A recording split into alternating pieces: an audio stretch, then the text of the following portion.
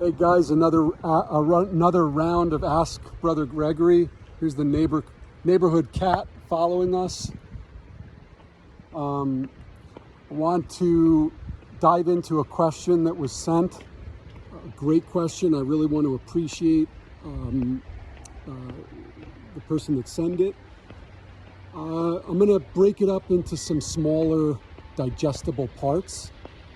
One of the parts is that they're in a field of education that is, quote unquote, boring them. Okay, I want to be clear. What I'm going to say is not meant to come across as harsh. It's meant to come across as helpful in terms of helping us as men navigate from the position of being a passive, helpless recipient of life to being an active creator, okay? I also want to explain that my answer to this is going to come in a series of parts, and the expectation is that you're going to balance the different messages, because it's not just one key. There's a couple of keys to this. Okay, when life is boring us, it is usually in part to the fact that we have been trained as men to be passive recipients of life, expecting that life is going to reveal its magic. Think about it.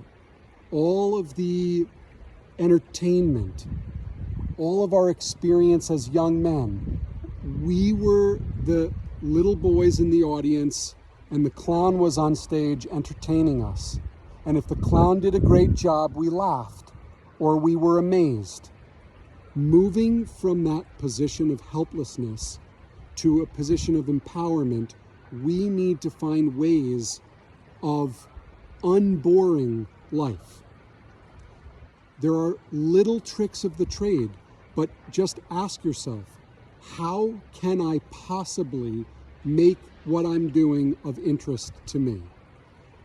One of the first things that I would recommend is seek out somebody in your field that is accomplishing what you are seeking to do reliably. Go and ask them, how are you doing this?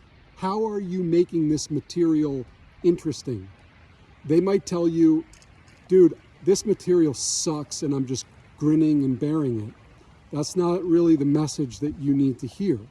You need to find people that are finding a way through and making this stuff interesting. So you want to get at people who are in the field. People who are in the field love to talk about how they got to where they are.